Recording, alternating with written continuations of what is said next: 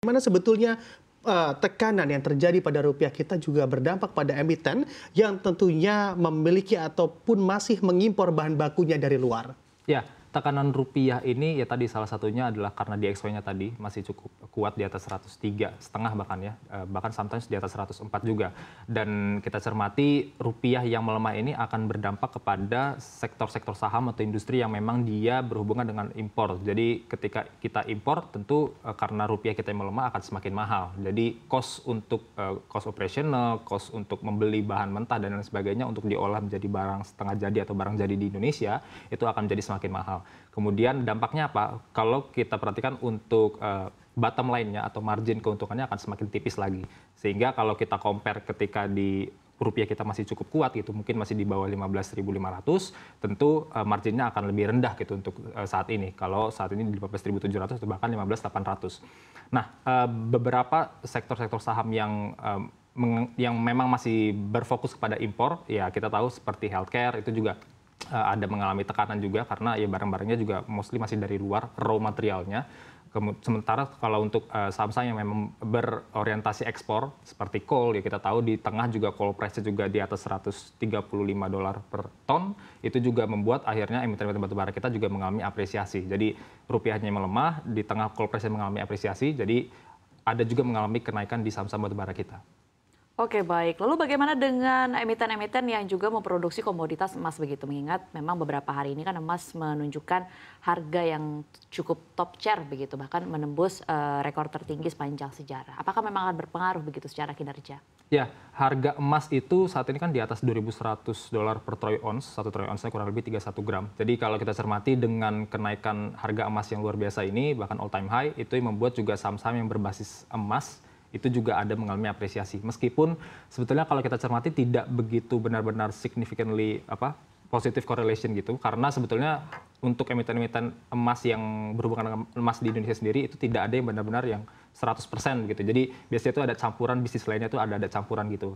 Jadi memang ada korelasi positif, tapi bukan hanya emas saja faktor pendukungnya, tapi juga ada faktor bisnis-bisnis lain yang juga diuntungkan. Oke, ini menarik nih kita bicara terkait korelasi atau berusaha menghubung-hubungkan begitu ya secara momentum. Kalau melihat juga sebentar lagi juga memasuki bulan Ramadan dan dilanjutkan dengan Hari Raya Idul Fitri, yang mana masyarakat Indonesia juga memiliki kebiasaan saat THR-nya turun juga dibelikan selain pakaian ada ke perhiasan atau emas. Apakah hal ini juga akan berdampak pada emiten-emiten emas kita? Ya, mungkin itu ada sedikit pengaruh, tapi saya rasa kalau untuk ketika kita dapat tunjangan hari raya gitu ya, bonus dan lain sebagainya, itu saya rasa salah satu yang karena kondisi sekarang kan cukup sulit ya, dengan suku bunga tinggi dan lain sebagainya. Jadi konsumsi kita juga masih relatif rendah. Padahal kita tahu konsumsi rumah tangga kita itu menyumbang terhadap PDB itu lebih dari 50%. Kalau kita compare 2023 terhadap 2022, pertumbuhan konsumsi rumah tangga kita itu lebih rendah. Meskipun kita tetap tumbuh konsumsi rumah tangga, tapi lebih rendah dibandingkan 2022. Dengan hal itu kita tahu, saya rasa secara umum masyarakat akan cenderung untuk melakukan spend ke yang bukan ke arah kayak perhiasan atau investasi yang jor-joran gitu, tapi lebih ke arah memang konsumsi yang mungkin rumah tangga untuk survival mode-nya dulu. Jadi untuk membeli seperti beras, kemudian mungkin ya pakaian untuk menyambut hari raya dan lain sebagainya. Jadi spend ke consumer goods dan juga retail sector saya rasa itu akan terjadi di momen-momen bulan Maret, bulan April tahun ini. Oke, baik. Berarti untuk mempertegas, Mas Revo, berarti memang utamanya di Lebaran tahun 2024 dengan tantangan bahwa sejumlah, bisa dikatakan sembako ini cukup mahal begitu ya, harganya ada beras dan juga telur dan juga sebagainya yang cukup tinggi harganya, ini akan mengubah daya beli masyarakat menjadi tidak terlalu kuat begitu, tidak sekuat di tahun-tahun sebelumnya dan tentu saja tetap berpengaruh terhadap konsumen retail, tapi tidak akan sesuai dengan ekspektasi sebelum-sebelumnya bahwa tahun ini juga akan cukup tinggi begitu kinerja terhadap konsumen retail. Ya, momen THR ini kita tahu kita akan mendapatkan uang tambahan gitu dari yang biasanya. Nah, di satu sisi kita punya duit tambahan untuk membelikan konsumen sembako dan lain sebagainya, tapi kita tahu dengan harga beras yang melejit, kemudian cabai dan lain sebagainya, daging ayam dan lain sebagainya, inflasi juga mengalami kenaikan di Februari ini, itu yang membuat juga ada sedikit tekanan di sana, sehingga konsumsinya memang tidak begitu besar, tapi saya rasa akan mengalami kenaikan. Yang perlu diperhatikan adalah inflasi di Februari ini 2,75% year on year. Secara mantumannya lebih dari 0,3% kenaikannya. Ini cukup besar sekali kalau kita compare dengan Februari tahun-tahun sebelumnya.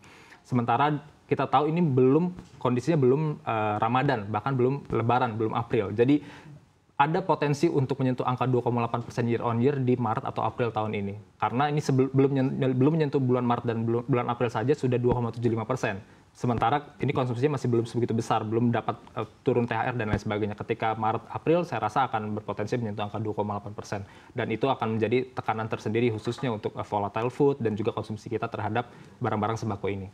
Oke, dengan bicara juga terkait tekanan, apakah hal ini juga akan merambah begitu ya tekanannya sudah terjadi wait and see di pasar kita, ditambah lagi dengan Anda katakan tadi potensi inflasi yang cukup tinggi saat momentum-momentum tersebut juga akan menekan pergerakan indeks harga saham gabungan kita? Ya, salah satunya itu seperti wait and see tadi, kemudian juga konsumsi kita juga saya rasa akan cukup ada tekanan, inflasi juga meskipun sebenarnya masih dalam rentang target 1,5 sampai 3,5% 2024 ini, tapi ada mengalami kenaikan yang cukup signifikan di Februari ini.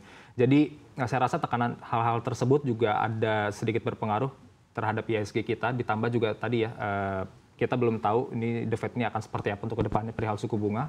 Kapan dan berapa besar akan terjadi cut rate-nya atau pemangkasan suku bunganya. Jadi itu yang membuat equity market kita termasuk IHSG juga ada sedikit mengalami tekanan untuk ke depan.